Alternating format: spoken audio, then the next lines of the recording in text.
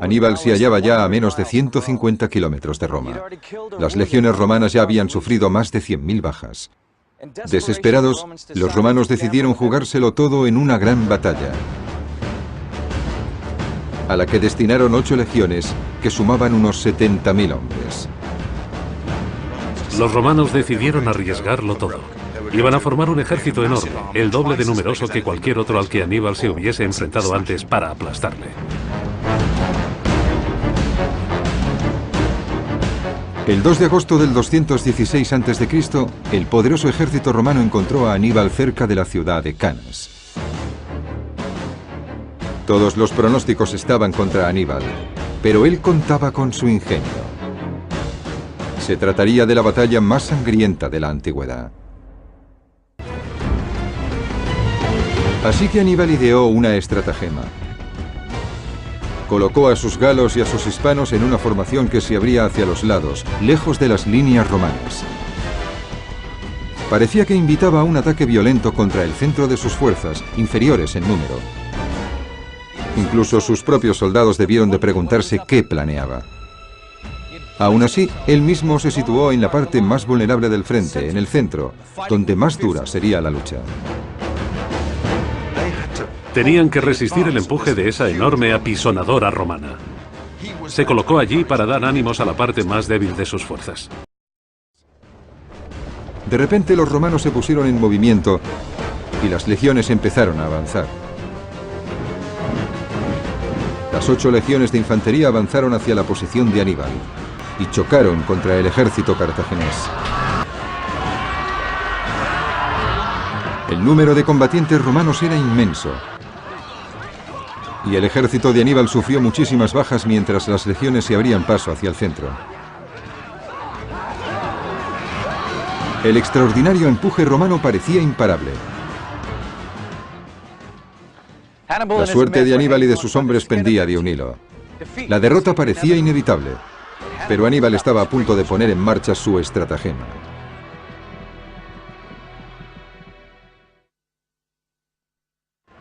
La situación parecía ser desastrosa para Aníbal, ya que sus hombres caían alrededor suyo y las legiones penetraban en el centro de su ejército como si fueran un ariete. Los romanos creyeron que un empuje más les conduciría a la victoria. Pero no se daban cuenta del creciente peligro que les estaba rodeando. Ahora empezaba a quedar claro por qué Aníbal había adoptado la formación de media luna. Mientras la vanguardia romana penetraba por el centro de la media luna, los lanceros libios de los flancos se iban cerrando como una tenaza para atrapar a los romanos.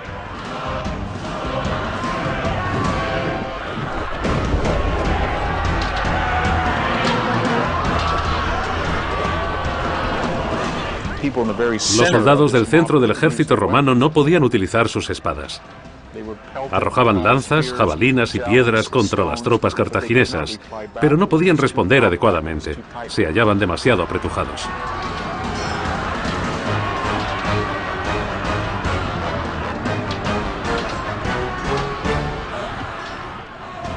Los romanos formaban una gran masa como las multitudes que salen de un campo de fútbol. No veían lo que pasaba. En ese momento, la caballería de Aníbal superó a los jinetes romanos por ambos flancos y empezó a rodear a las legiones. En la vanguardia, el ataque romano se estancó debido a la densidad de su formación. Y entonces la caballería cartaginesa los cercó por detrás. La trampa había funcionado. El gran ejército de Varro y Paulus había quedado totalmente rodeado.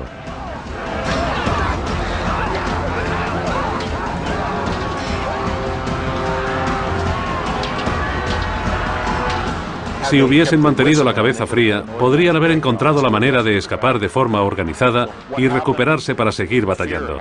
¿Qué ocurrió? Miedo, emociones, pánico. Fue una cuestión de ánimo, ímpetu y terror y todas esas otras emociones que explican por qué un bando gana y el otro pierde.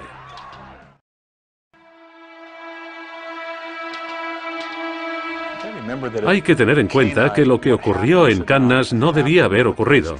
Los estrategas militares no podían prever que un ejército inferior en número pudiera rodear de forma concéntrica por todos lados a una fuerza numéricamente superior. Pensar que alguien como Aníbal llevara eso a la práctica era algo muy audaz y no debería haber ocurrido jamás. Por la noche, Cannas era un campo de sangre y de miembros cercenados. La batalla había durado solo 4 horas, pero casi 50.000 romanos y 10.000 cartagineses habían muerto. Unos 200 hombres por minuto. Casi un tercio de los senadores romanos, los políticos que gobernaban Roma, yacían muertos o habían sido capturados. Fue la peor derrota sufrida por Roma.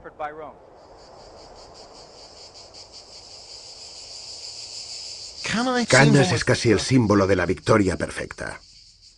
Un ejército pequeño vence a un adversario más numeroso en una llanura abierta, sin emboscadas, sin sorpresas.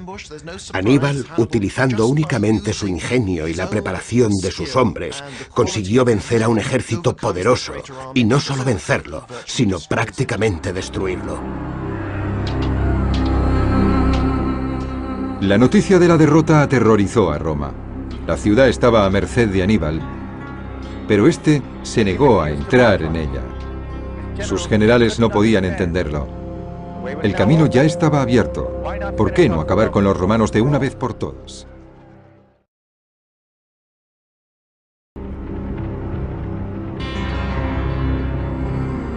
Aníbal era un líder que gozaba de un gran carisma. Podía hacer que sus tropas realizaran cosas que muchos hombres no habrían soñado hacer jamás.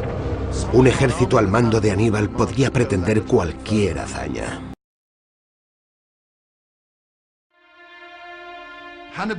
Aníbal se convirtió en una de las peores pesadillas de los romanos.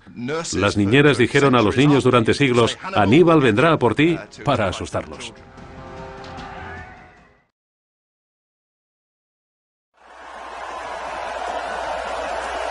En los peligrosos planos de Sarma estaba el ejército invencible del bárbaro Aníbal.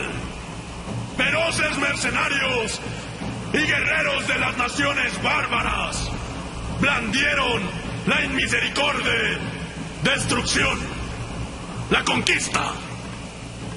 Nuestro emperador se place en presentar a los bárbaros